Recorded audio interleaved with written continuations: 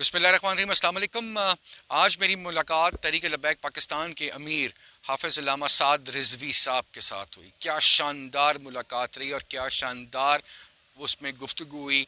और उस गुफ्तगू से आज मैं ये तासुर लेके बाहर निकला उस गुफ्तगू के बाद कि ये एक नौजवान जो पाकिस्तान के नौजवानों की क़यादत कर सकता है, जिसके पास तालीम, जिसके पास दीनी तालीम, जिसको दुनिया की भी समझ है, और जो ग्रेजुअली माशाल्लाह एक पॉलिश होकर एक ऐसे मुकाम तक पहुंच चुके हैं जो पाकिस्तान के किसी भी एक जय्यद सियासतदान के तौर पर आज पाकिस्तान की रहनुमाई कर सकते हैं।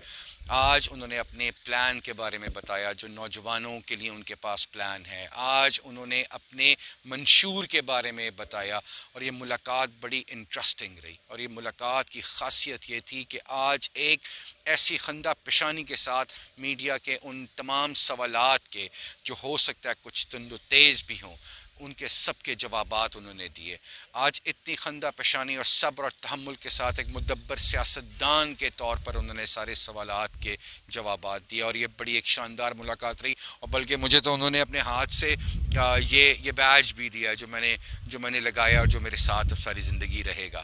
और आज मैं कहना चाहता हूँ उन तमाम सियासतदानों को जो साल डेढ़ साल पहले जिन्होंने जुल्म और जबर किया था, इन तहरीक लब्बैक पाकिस्तान के 69 लोगों को शहीद किया था, कि आज देख लो, वो तो इज़्ज़ु मंतशा व तो ज़िल्लु मंतशा, तुम गरूब हो रहे हो और साद रिजवी और तहरीक लब्बैक पाकिस्तान एक उभरते सूरज की तरह तुलू हो रही है।